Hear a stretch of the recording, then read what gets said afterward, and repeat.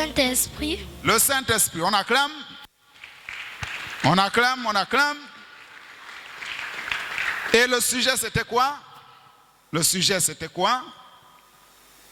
Oui. Qu'est-ce que le Saint-Esprit? Qu'est-ce que le Saint-Esprit? On acclame encore. C'est très bien. Pour ceux qui notent, les autres n'arrivent pas à noter, mais vous écoutez. Alors, qui peut me dire qu'est-ce qu'on a dit sur le Saint-Esprit? C'est quoi le Saint-Esprit? Qu'est-ce que le Saint-Esprit? Oui, frère? Le Saint-Esprit, c'est notre guide. C'est notre guide. Oui, le Saint-Esprit? Le Saint-Esprit, c'est l'Esprit Saint. C'est l'Esprit Saint. C'est notre défenseur. C'est notre défenseur. Celui qui nous défend, oui. C'est notre avocat. C'est notre avocat. C'est notre juge. Reprends. C'est notre juge. C'est notre juge. C'est notre sauveur. C'est notre sauveur. Le Saint-Esprit, c'est notre guide. C'est notre avocat. Oui. Il y a un doigt là-bas. Qu'est-ce que le Saint-Esprit? Oui. Notre créateur. C'est notre créateur, l'Esprit de Dieu. Oui. C'est notre sceau. C'est notre. Sceau. C'est notre. Sceau. Sceau. On acclame. C'est notre sceau. Oui, c'est très bien. Saint-Esprit, c'est quoi? C'est notre assurance. C'est notre assurance. On acclame pour tout le monde. C'est très bien. Ça veut dire que vous retenez. Qui va ajouter? Oui. C'est notre conducteur. C'est notre conducteur. Donc c'est notre guide. Oui. C'est notre tuteur. C'est notre tuteur. C'est très bien. Le Saint-Esprit, c'est quoi? Le Saint-Esprit, c'est notre guérisseur. C'est notre guérisseur. Le Saint-Esprit, c'est? Le Saint-Esprit, c'est notre force. C'est notre force. Parce qu'on a dit que c'est l'esprit de force, l'esprit de sagesse, oui, L'esprit de charité. l'esprit d'amour, l'esprit, De signe pour le croyant. l'esprit, L'esprit de signe pour le croyant.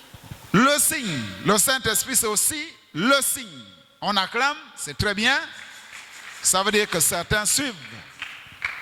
Oui, le frère voulait ajouter. Qu'est-ce que le Saint-Esprit? Le Saint-Esprit, c'est notre tout. C'est notre Tout. tout. Il est tout pour le croyant. On a dit qu'il est notre guide, il est notre enseignant, il est notre conducteur. Il est tout pour le croyant. Si le croyant n'a pas le Saint-Esprit, il va s'égarer. On a expliqué que c'est ce qui fait que on vient à l'église, on croit au message, après un certain temps, on te retrouve dans les bars. Tu fumes, tu bois, tu dis je ne vais plus à l'église.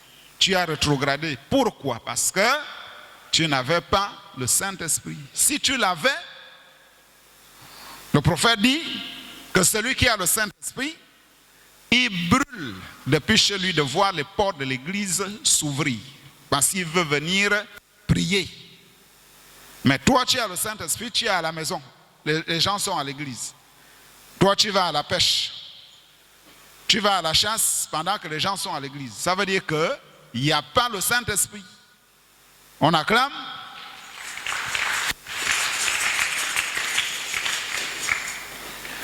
La leçon, c'était quoi? Qui peut me rappeler la leçon? Qui a copié la leçon? Oui. Oui, la leçon, c'était quoi?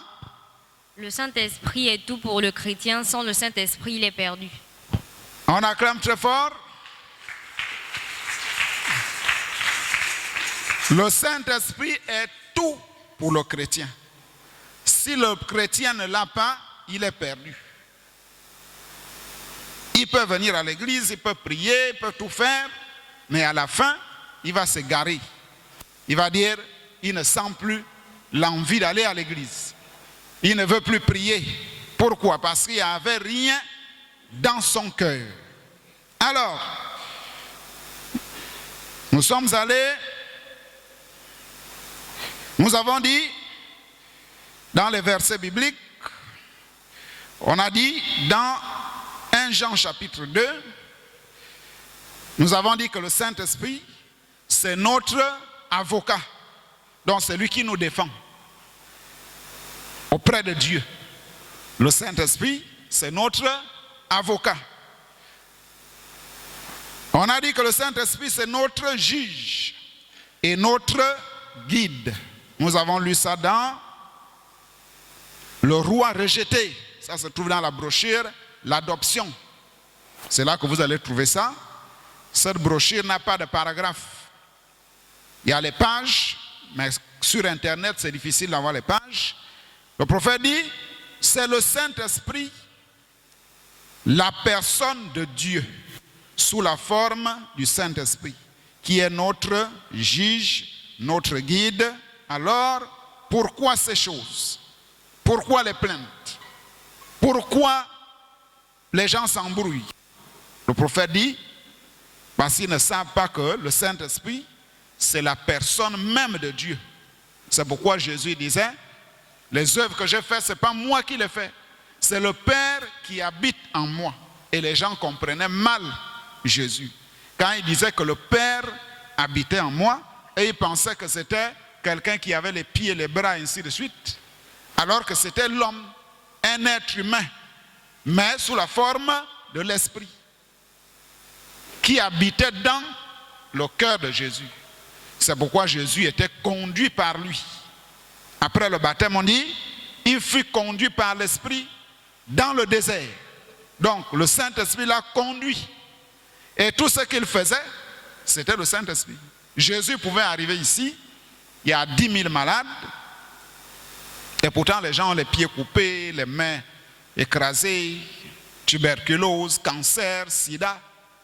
Mais si Dieu dit que c'est telle personne, si la voix lui dit c'est telle personne qui doit être guérie, il guérit la personne et il part. Et pourtant les autres souffrent. On a dit pourquoi tu fais ça? Il dit non, je ne fais que ce que le Père me dit. Et ce Père-là était où? Il était caché dans Jésus. On acclame. Donc c'est lui qui conduisait Jésus. Et on a dit que le Saint-Esprit c'est le sceau. Comme le frère a répondu, c'est le sceau. Ça se trouve dans Éphésiens chapitre 4 au verset 30. Là où la Bible dit,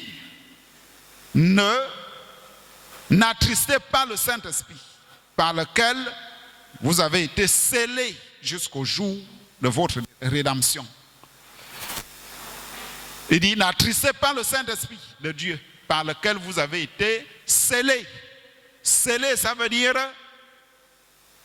c'est comme un colis qu'on a attaché. On a attaché, on va aller ouvrir à destination. Par exemple, tu envoies une lettre. Quand tu finis d'écrire, tu mets l'enveloppe et tu fermes.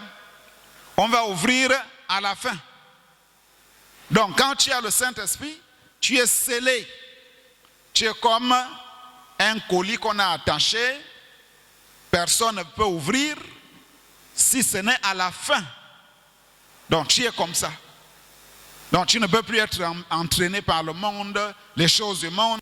Tout ça là, c'est derrière toi. Tu es un homme prêt pour le ciel. C'est pourquoi on a dit que c'est un sceau. Le Saint-Esprit, c'est notre assurance. Le prophète parle de ça dans la brochure. Il devait passer par ici. On a lu ça le dimanche dernier. Là où on lui a posé la question, as-tu une assurance? Il a dit oui, j'ai une assurance. On a dit, mais c'est quelle assurance? Il a dit c'est l'assurance vie. Et les gens se posaient la question, c'est quel type d'assurance? On ne connaît pas ça ici aux États-Unis. Il a ri parce que les gens ne savaient pas de quoi il parlait. Et il a expliqué à sa femme que cette assurance-là, c'est Jésus dans mon cœur. Il m'a sauvé, il m'a lavé et je suis sauvé. C'est cette assurance-là qui est le Saint-Esprit qui était dans le prophète. On acclame. On a aussi dit que le Saint-Esprit, c'est un signe. Nous avons lu dans la brochure le signe, paragraphe 41. Pour ceux qui notent, il faut toujours noter. Le prophète dit, et Dieu exige un signe. Dieu exige un signe. Que vous soyez vous-même reçus son signe, le Saint-Esprit. C'est là le seul moyen et le seul signe par-dessus lequel Dieu passera, parce qu'il s'agit de la vie littérale de Jésus-Christ, revenu dans le croyant. Et dès que ce signe-là, c'est la vie de Jésus qui rentre dans le croyant. Donc quand le croyant marche, il a cette vie-là en lui. Et c'est ça que Jésus appelait la vie éternelle. Jésus disait, celui qui croit en moi est passé de la mort à la vie éternelle. Et nous avons vu que cette vie-là, l'homme l'avait perdue au jardin d'Éden. Adam. Dès qu'Adam a péché et Ève, Dieu a interdit à l'homme de toucher l'arbre de la vie. Donc, Dieu a interdit que l'homme reçoive la vie éternelle. Et cette vie éternelle revient quand Jésus arrive. Parce que Jésus était l'agneau de Dieu qui ôtait le péché du monde. Et nous avons aussi dit, quand on a parlé de la justification, de la sanctification et du baptême du Saint-Esprit, nous avons dit que le croyant, quand il vient au monde, même si tu n'as jamais insulté, tu n'as jamais volé, mais aux yeux de Dieu, tu es pécheur. La Bible dit, tous sont perdus et sont privés de la gloire de Dieu. Pas même un seul. Même si on te prend, on te cache dans un désert, il n'y a personne. Bébé, on vient seulement avec l'hélico, on dépose le lait. Tu es seul, tu manges, on dépose le pain. Personne ne te dit bonjour, personne ne te fait rien. Tu n'as jamais volé, tu n'as jamais insulté. Tu es là-bas seul. Pour Dieu, tu es toujours pécheur. Pourquoi? Parce que tu es venu au monde en passant par l'homme et la femme. C'est à cause de ça que la Bible nous dit que nous sommes tous perdus. Je vous avais expliqué que l'homme devait venir au monde par la parole, comme Jésus était venu. Jésus est venu par la parole. Dès que Marie a dit Amen à ce que l'ange disait, Marie était enceinte. Et tout de suite, Jésus est né. Donc chacun de nous, quand tu veux les enfants, tu prononces la parole et la femme est enceinte, la femme accouche. C'est comme ça que les humains devaient venir au monde. Mais comme Adam a péché, nous tous, nous passons par là. C'est à cause de ça que même si tu n'as jamais rien fait, si tu ne crois pas en Jésus, tu es perdu. Il y a des païens qui disent, moi je suis chez moi, je prie à la maison, je ne vais pas dans vos églises. Mais aussi longtemps qu'il ne croit pas en Jésus, il ne prend pas le baptême au nom de Jésus, il est perdu. Qui comprend bien ce que je dis? On acclame, on acclame. Donc c'est à cause de ça que Dieu a dit à Adam, tu ne participes plus à la vie éternelle parce que tu as péché. On a barré le chemin. Maintenant ce chemin-là s'ouvre encore avec Jésus. C'est pourquoi Jean-Baptiste dit que la voix crie au désert, préparez le chemin. Et quand Jésus arrive, dans Ésaïe, il est dit, il y aura une route. il y aura un chemin. Et quand Jésus arrive, Jésus dit, je suis le chemin. C'est toujours la même route là. Donc c'est Jésus qui ouvre cette route. Il dit, l'homme peut déjà participer à la vie éternelle. Mais si tu ne crois pas, tu es perdu. Alors, c'est pourquoi on a dit que c'est un signe qui est la vie littérale de Jésus-Christ dans le croyant. On a dit que le Saint-Esprit, c'est aussi le précepteur. On a dit que le précepteur, qui se souvient? C'est quoi un précepteur? Qui se souvient? On a dit c'est un tuteur. Qui connaît un tuteur? Personne? Oui, un tuteur c'est celui qui te garde, celui qui te conduit. Oui? Celui qui dirige. Celui qui te dirige. Oui. On a vu dans les familles riches, on prenait un tuteur, quelqu'un qui connaissait bien les choses, et il conduisait l'enfant, il enseignait l'enfant. Voilà comment on puise de l'eau, voilà comment on marche. Quand tu trouves quelqu'un en route, tu dis bonjour. Si tu trouves une vieille femme qui veut soulever le seau, aide-le à soulever. Et ce tuteur-là enseignait l'enfant jusqu'à ce que l'enfant devienne un homme responsable, un homme poli, un homme sage. Et quand cet enfant réussissait, le tuteur allait dire au père que voilà, ton fils devient un homme tout fait. Donc c'est ça le précepteur. On a dit, eh bien, dans la brochure, les noms blasphématoires. On acclame. C'est là que ça se trouve. Nous lisons. Eh bien, si un homme terrestre pouvait penser au meilleur précepteur, donc on choisissait le meilleur, qu'en est-il de Dieu, notre Père? Alors, il n'a jamais recruté un évêque, des cardinaux, des prêtres. Il dit, il nous a donné le Saint-Esprit. Donc le Saint-Esprit, c'est le précepteur, comme précepteur. Et c'est le Saint-Esprit qui est notre enseignant. Donc il est précepteur, il est enseignant, il est dans l'Église et il présente son rapport au Père. Et nous allons lire le rapport qu'il fait. Mais si le Père ou le précepteur venait dire au Père, or, il n'aura jamais recruté un genre de précepteur qui désire recevoir des honneurs, une plume, un chapeau, comme on se dit, se disant, oh, si je dis quelque chose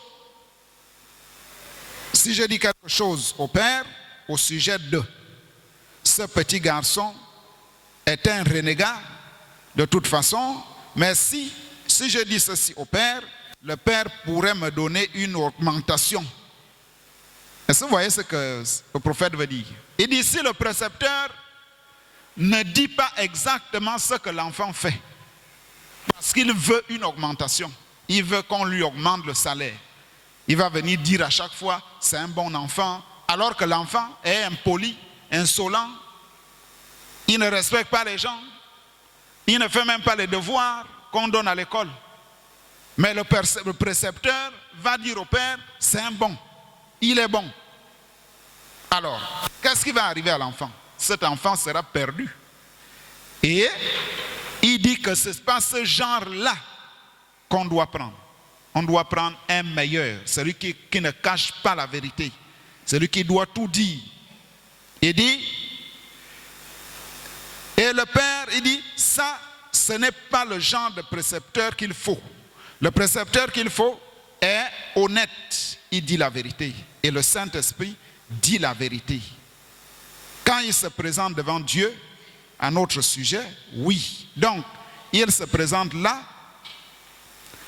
Qu'est-ce qu'est-ce que vous en pensez?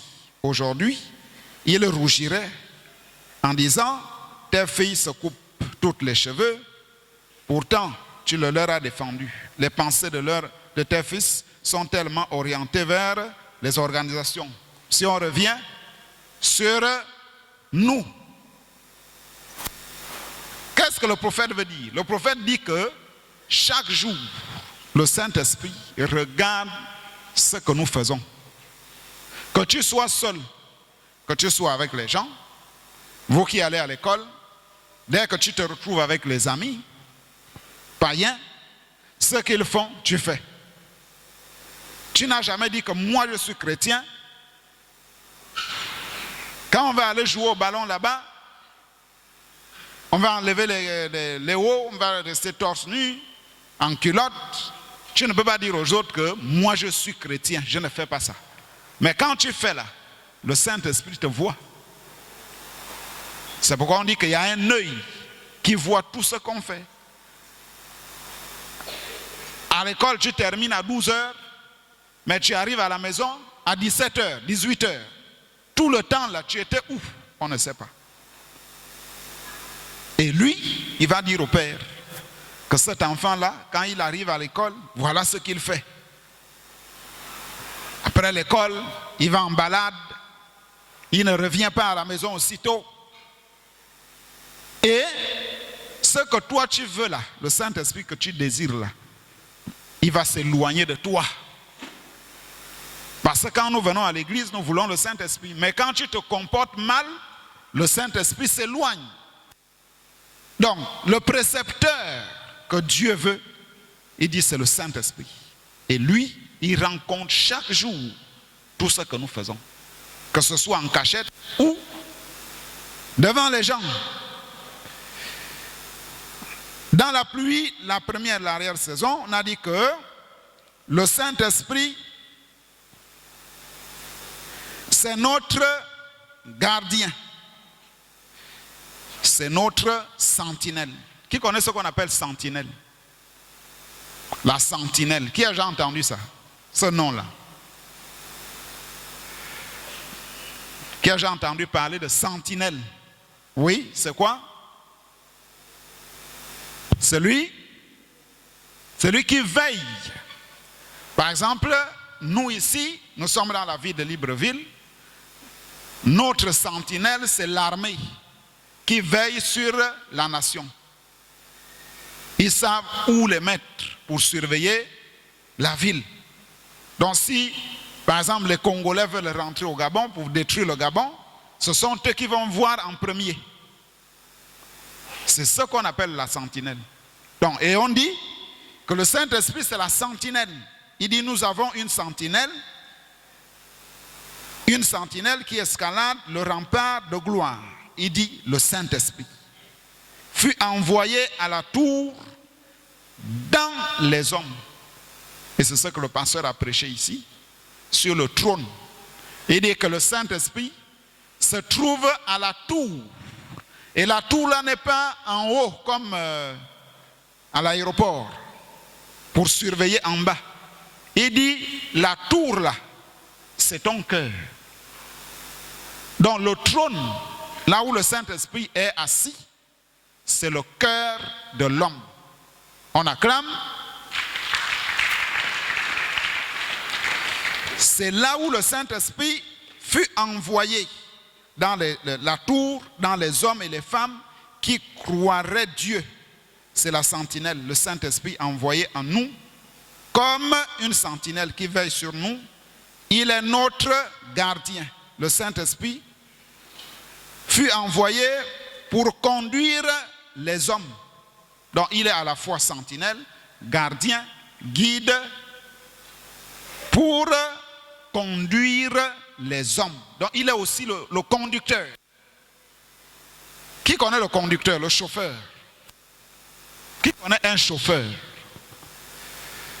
Tout le monde connaît ce qu'on appelle chauffeur. Qui ne connaît pas? Qui connaît? Voilà. Le chauffeur, qu'est-ce qu'il fait? Quand la voiture roule, il y a quelqu'un qui est assis quelque part avec un volant. Vous avez déjà vu ça?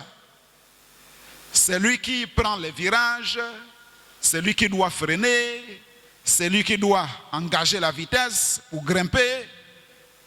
Quand il y a la pente, il sait quelle vitesse mettre pour que la voiture ne recule pas. Donc cet homme qui est assis là, on l'appelle conducteur, c'est le chauffeur. Et le prophète dit que le Saint-Esprit, c'est notre conducteur. Donc c'est le conducteur du croyant. Il est assis dans le cœur, il te conduit. C'est pourquoi Jésus a dit, il vous conduira dans toute la vérité. Quand tu marches, on t'appelle au bar, le Saint-Esprit sonne. Il dit non, le croyant ne rentre pas au bar. Mais s'il n'est pas là, tu vas aller t'asseoir au bar. Tu vas commencer à écouter la musique, la fausse musique. Et on va même te proposer la régame. Tu bois. Tu te retrouves en train de boire la régame. Un frère. Pourquoi? Parce qu'il n'y a pas le Saint-Esprit. Mais s'il était là, si ce chauffeur était assis dans ton cœur, tu devais faire ce que la parole dit. C'est pourquoi le prophète dit qu'il est notre conducteur. Le Saint-Esprit est aussi le messager pour l'Église. Ça se trouve dans Jéhovah Jireh, première partie. Il dit au paragraphe 152, cette promesse d'en produire l'accomplissement dans tous les âges, ce n'a jamais été fait. Il dit, nous n'avons jamais eu cela auparavant. Sondez l'histoire. Cela ne s'est jamais manifesté. Et à quoi cela est-il censé être destiné dans les derniers jours?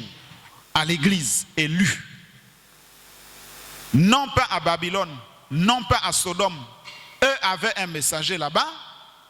Mais ce soir, le Saint-Esprit est le messager de l'Église élue. Dieu habitant dans la chair humaine, montrant lui-même qu'il est celui qui fait le discernement, la parole qui discerne les pensées et les intentions du cœur. On acclame. Le prophète veut montrer que tout ce qu'il faisait, ce n'était pas lui. C'était le Saint-Esprit en lui qui discernait les pensées, qui guérissait les malades. Il dit, ce Saint-Esprit n'est pas allé à Babylone, n'est pas allé dans le monde. Ce n'est pas allé à Rio ou à la gare routière ou à Hollywood. Mais il s'est dirigé là où se trouvent les élus. Comme nous sommes ici assis ce matin. On acclame, on acclame, on acclame. Alors, nous abordons le sujet du jour. Comment recevoir le Saint-Esprit? Il nous reste 15 minutes. Qui peut nous dire comment recevoir le Saint-Esprit? Nous connaissons ce que c'est le Saint-Esprit. Nous avons vu la promesse du Saint-Esprit. Maintenant, comment le recevoir? Oui? Par la prière. Par la prière? Oui? Donnez des réponses. Comment on reçoit le Saint-Esprit? Par comment? On fait comment pour avoir le Saint-Esprit? Oui, il y a un doigt là-bas. Tu demandes à Jésus. On demande à Jésus. Jésus, donne-moi le Saint-Esprit. Oui, il n'y a pas de doigt, il y a un doigt là-bas. Comment recevoir le Saint-Esprit? C'est le sujet de ce matin. Ceux qui écrivent, oui. Par l'imposition d'un homme moins. Par l'imposition des mains d'un homme moins. Par l'imposition des mains d'un homme moins. On acclame. On acclame. C'est ça. Nous allons dans la Bible. Par l'imposition des mains d'un homme moins. Actes chapitre 19 au verset 1 à 7, ce qu'on a lu tout à l'heure, au début. Actes chapitre 19, verset 1 à 7. C'est l'histoire de Paul qui va à Éphèse. Nous lisons, lorsqu'il était à Corinthe, Paul après avoir parcouru les hautes provinces d'Asie, arriva à Éphèse. Ayant rencontré quelques disciples, il leur dit, « Avez-vous reçu le Saint-Esprit quand vous avez cru ?» Le prophète dit aussi souvent, « Depuis que vous avez cru. » Tu as cru à la parole, mais est-ce que tu as reçu le Saint-Esprit? Ils lui répondirent, nous n'avons même pas entendu qu'il y ait un Saint-Esprit. Donc eux, ils ne connaissaient même pas que le Saint-Esprit existait. Alors, il dit, de quel baptême avez-vous donc été baptisés? Ils répondirent, du baptême de Jean. Donc ces gens-là ont reçu le baptême de Jean-Baptiste dans le Jourdain. Alors, Paul dit, Jean a baptisé du baptême de repentance, disant au peuple de croire en celui qui venait après lui, c'est-à-dire en Jésus. Sur ces paroles, ils furent baptisés au nom du Seigneur Jésus. Lorsque Paul leur eut imposé les mains, le Saint-Esprit vint sur eux et ils parlaient en langue et prophétisaient. On acclame. Paul leur a imposé les mains. Dès qu'il a imposé les mains, le Saint-Esprit est descendu sur eux. Et c'est ce que nous avons vu avec le pasteur Mosengo, qui était là le 3 juillet 2013. Il y a eu le Saint-Esprit. Quand on était encore là en gare ici, il y a eu une ligne de prière. On a prié pour le Saint-Esprit. Et les gens en ont reçu. Ceux qui ont reçu sont toujours là. Mais ceux qui n'ont rien reçu, ils sont repartis. Alors, le prophète en parle aussi dans la brochure le COD. On lui a posé la question, Frère Branham, comment on reçoit le Saint-Esprit? Ça se trouve dans la page 189. Page 189 du COD. On pose la question. Frère Bill, s'il vous plaît, dites-moi comment obtenir le baptême du Saint-Esprit. C'est un frère qui pose la question. Et il répond, maintenant, mon cher frère chrétien, là, je ne vous dis pas ce qu'il faut faire. Donc, soit il pouvait prier, soit il pouvait aller voir l'homme de Dieu. Donc, le prophète lui dit, à toi-même de choisir ce que tu peux faire. Plus loin, il dit, le Saint-Esprit est un don de Dieu. Vous voyez, c'est un don de Dieu. Il pourrait venir pendant que nous parlons. Ça aussi, on verra. Comment recevoir le Saint-Esprit? Il dit, paragraphe 320, il dit, oui, par l'imposition des mains, nous pouvons recevoir le Saint-Esprit. Par l'imposition des mains d'une personne ointe. On acclame. Et ça se trouve aussi dans Actes chapitre 9, verset 15 à 18. C'est comme ça que Paul a reçu le Saint-Esprit. C'est Ananias qui a baptisé Paul. Actes chapitre 9, il dit, mais le Seigneur lui dit, va, car cet homme est un instrument, c'est-à-dire Paul est un instrument que j'ai choisi pour porter mon nom devant les nations, devant les rois et devant les fils d'Israël. Et je lui montrerai tout ce qu'il doit souffrir pour moi, pour mon nom. Ananias sortit, et lorsqu'il fut arrivé dans la maison, il imposa les mains à Saul. Et en disant, Saul, mon frère, le Seigneur Jésus qui t'est apparu sur le chemin par lequel tu venais, m'a envoyé pour que tu recouvres la vue et que tu sois rempli du Saint-Esprit. On acclame. Donc, vous voyez que Paul a reçu le Saint-Esprit par l'imposition des mains d'un homme oint. Ananias était un homme oint. Ananias était parmi les disciples de Jésus. Parce qu'à cette époque, il y avait la persécution. On poursuivait tous ceux qui croyaient en Jésus. Donc chacun était caché dans des maisons. Et c'est Paul qui les poursuivait. Dès qu'il voyait un chrétien, il l'attrapait, il jetait en prison. Dès qu'on parle d'une église, les adorateurs de Jésus, on doit fermer l'église. On prend tous ceux qui croient, on les met en prison. Maintenant, lui-même, le Saint-Esprit, sur le chemin de Damas, l'a croisé et l'a jeté au sol. Il a vu une grande lumière. Et dans la lumière a dit, je suis Jésus que tu persécutes. Donc les gens que tu es en train de poursuivre là, je suis dans ces gens-là. Alors, dès qu'il est tombé à terre, il est devenu aveugle. Pour qu'il recouvre la vue, il a fallu un homme. Donc Dieu a permis ça pour qu'au même moment où il va recevoir la vue, il va aussi recevoir le Saint-Esprit quand on va lui imposer les mains. C'est pourquoi parfois quand on chasse les démons, le démon peut sortir et le Saint-Esprit remplace. Alors, comment recevoir le Saint-Esprit? On a dit par l'imposition des mains d'un homme oint. Comment encore? Est-ce que c'est la seule façon de recevoir le Saint-Esprit? La fois dernière, les gens ont roulé au sol, partout. Ils ont sauté, poussé des cris. Est-ce que le pasteur vous a imposé les mains?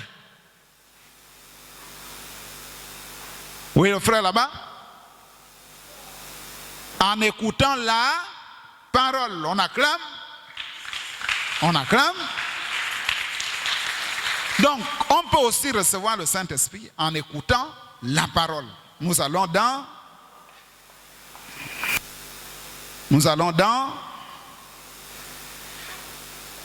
Actes, chapitre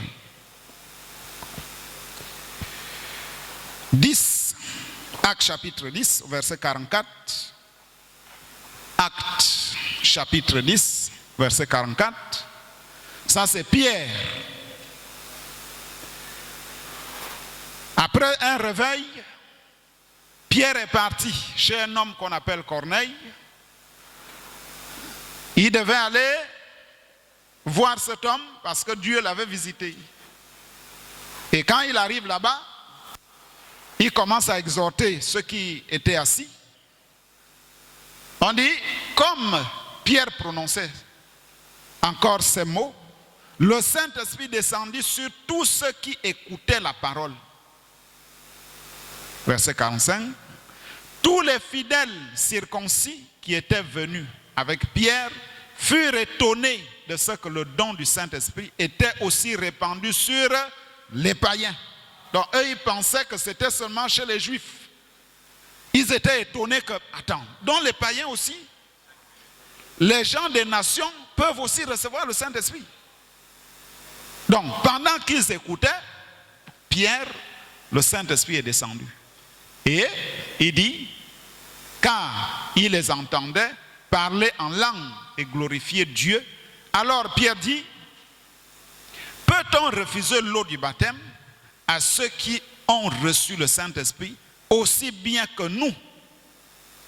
Et il ordonna qu'ils fussent baptisés au nom du Seigneur, sur quoi ils prièrent de rester quelques jours auprès d'eux. Donc ça veut dire quoi? On peut recevoir le Saint-Esprit avant le baptême d'eau. Tu arrives à l'église, on prêche, l'onction tombe sur toi, tu reçois le Saint-Esprit. Et après, tu demandes le baptême d'eau, parce que c'est un passage obligatoire. Tout croyant doit passer par le baptême d'eau, parce que Dieu doit te justifier. Et c'est là où on a dit qu'il y a des gens, il fait 5 ans, 10 ans, il est dans une église, il ne prend pas le baptême. On ne sait pas, on se demande pourquoi. Qu'est-ce qui te retarde? Le jour de la Pentecôte, on dit 3000 âmes furent sauvées et ils ont pris le baptême. Ils ont écouté Pierre en 15 minutes. Après, ils ont pris le baptême. Mais toi, tu es là pendant 10 ans, 5 ans, 3 ans, 6 mois. Tu ne demandes pas le baptême d'eau. On dit que le baptême d'eau est lié à la justification. Dieu te pardonne les péchés et tu reçois le don du Saint-Esprit. Mais si tu ne prends pas toujours le baptême, tes péchés ne sont pas pardonnés. Tu n'es pas justifié. Et la leçon de ce matin, c'est que pour recevoir le Saint-Esprit, on reçoit le Saint-Esprit par imposition des mains d'un homme oint. On peut aussi recevoir le Saint-Esprit par la prière et en écoutant la parole. Qui peut répéter ça? Comment recevoir le Saint-Esprit? Oui? On peut recevoir le Saint-Esprit par un homme point. Oui. On peut recevoir le Saint-Esprit par la parole. On peut aussi recevoir le Saint-Esprit? Oui? Par la prière. Par la prière. On acclame. On se lève. On se lève, nous allons prier.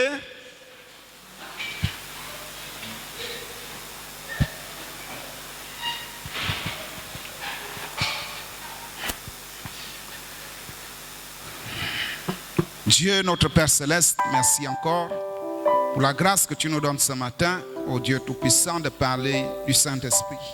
Fais-nous grâce que nous puissions l'avoir.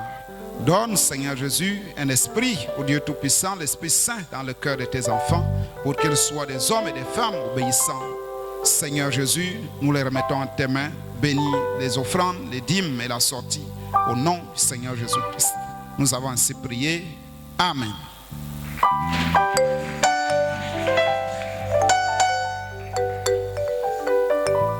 À la sortie, tous les enfants de l'école du dimanche se retrouvent en haut.